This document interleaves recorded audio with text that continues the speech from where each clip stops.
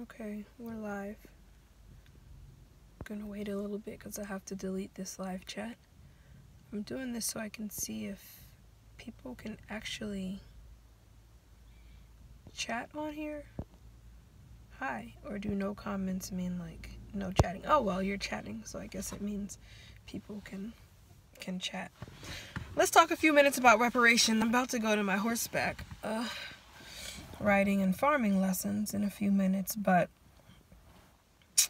man, I've just been thinking about this topic since it hit the 2020 elections, and if you know me, you might have an idea about what I'm going to say, but maybe not, because I don't do a lot of political talk on here. But I don't think any candidates are going to do anything for reparations in 2020.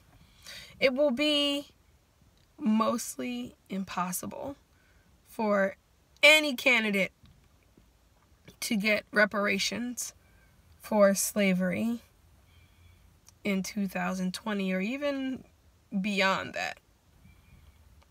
If any candidate did succeed in winning the election with a reparations agenda, it's never going to happen. Just kind of like with Donald Trump's policies, right? People are going to, if people think your policies are just way too outrageous and crazy, you're going to only spend 4 years as the president. And then people are going to come in and vote you out. And the United States has defaulted on things that it owes blacks and Native American Indians already. So they don't have a problem with that. They can say something and take it back very, very easily. Very easily. So I'm not even listening to any talks or debates about slavery about reparations, because I'm not going to be waiting on the United States government to right a wrong. And part of the reason why they're not going to do it is because the overwhelmingly majority of white people don't even understand what reparations are, what they're for, and think that they're not deserved. They feel like it's some personal thing against them. When there are these polls, black people are kind of mostly in favor, Latinos are split, white people are majority, no. These are your white liberal friends too, right? Because they feel like it's some attack against them when it has nothing to do with individuals and everything to do with governments. So you're not going to have the support of them. Maybe years down the line, when white people are a smaller minority, you might want to revisit this idea, but I feel like we need to talk about what we should do in the meantime. I feel like there was this, I was putting on a puppet show for these little kids, for my kids and some other kids who were in the library last year. And I was actually recording it. It's on my other little kids channel. And the puppets, one puppet had taken something from another puppet, right? And I was asking, what should I do? And most of the kids were just saying nothing, or just waiting to see what I was going to say, or ask for it back. I think my POA said ask him for it back, or whatever. And this one little girl, this little super cute little white girl, little chunky white girl, was I think she was maybe 5. Or she may have been 5 or 6. And she was just take it from him. Just take it from him. Just go over there and grab it from him. And I couldn't help but laugh. And I was no, let's ask for it back nicely, right? But every time I think back to that, I think, wow, this little girl was ruthless. But that's what you need to do. Why are you waiting for somebody to give you something? You might deserve something, right, from somebody. But why would you just not go and just take it for yourself? You could be waiting your whole lifetime for the United States government to give out reparations. And then even if that happens, it's probably not even going to be a comprehensive plan. So, what are some forms of reparations you can take for yourselves?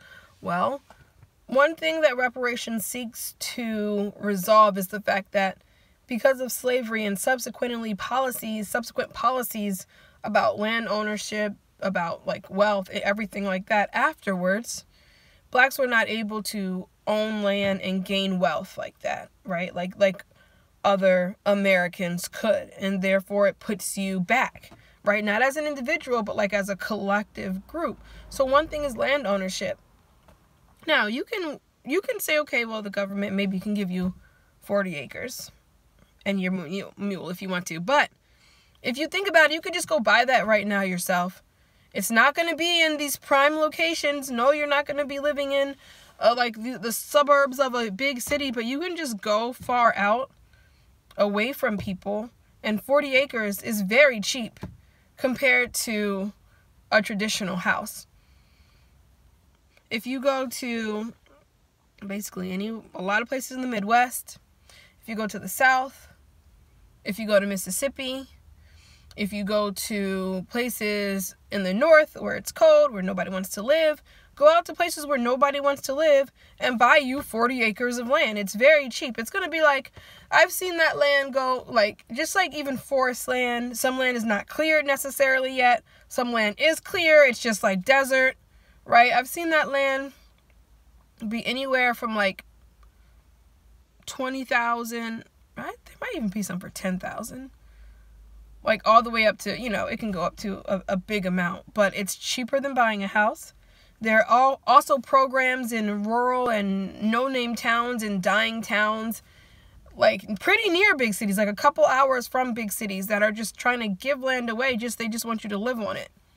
And we're in 2019 where a lot of people can do a lot of virtual work. So are you willing to live in the middle of nowhere, create your little homestead and build up your own business online, or are you just going to wait for the United States government to give you some land? I personally am not waiting on the United States government to give me anything, because I'll be waiting a long, long time. But you can just go take your own reparations. I'm not saying that they're not due, but just go take it for yourself. I think that's a better idea. Okay, let's see. Yes, I am live now. Let's see. Obama just gave the Jews reparations for the Holocaust again when he was in office. An American didn't even do Holocaust. That was Germany. Well, what I know about the reparations that the Jews got... Oops. Reparations. There's a thing between, the German government and the Jewish people there. And I think so far they've given out, I don't know, a lot of billions of dollars. A lot of billions of dollars for a Holocaust which took place over a short period of time. Relatively a horrible event, but it took place in a short period of time of war. And those people still had to be morally and monetarily compensated for that. So, yeah, reparations are due, but if I were you, I don't know. I would, if I wait on that. I can send you a link, or you want to listen to this yourself. You can, send a link. Okay, I gotta go, because I'm actually going to, a lesson. Can you talk about affirmative action too, please? I can next time. But right now, I'm about to be late for my lesson, so it's not really a lesson. I already know how to horseback ride, but I haven't rode since college. And so now, this black-owned or black-managed farm, the manager of the farm is basically giving me lessons along with the girls, but also I'm being prepared so that I can have a homestead and not care about what's going on in the United States elections. So, doing things like, horse management, there's some chicken management, growing food, stuff like that. Preparing for a very near future. Alright, thanks for jumping on here, guys. Oops, I don't know how to turn it off. Oh my gosh, my phone is so hot. Alright, see ya!